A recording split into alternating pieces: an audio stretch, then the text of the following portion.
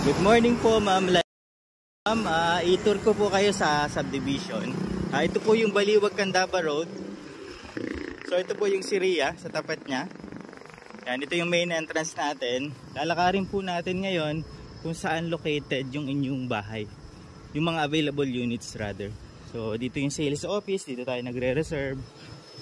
May parks na rin dito. Yung ating air-conditioned community clubhouse. Yan. So yun, yung mga residents natin, mga nakatira na sila dyan. And yan, ito yung mga house models po natin. Sobrang lapit lang natin sa main highway talaga. Okay, so lakarin natin. Nandito yung inyong unit, yung available units po natin. This is block 6 by the way. And this is block 5, mga duplex po ito. Yan yung mga duplex. Ngayon,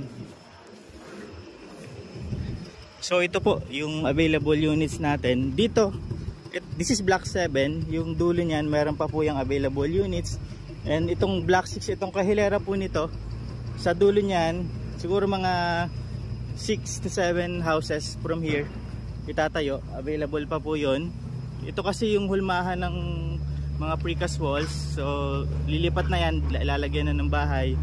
And sa harap ninyo doon, commercial space. So meron pa doon sa banda doon, fence area naman, walang katalikuran. So yun yung mga available na units natin.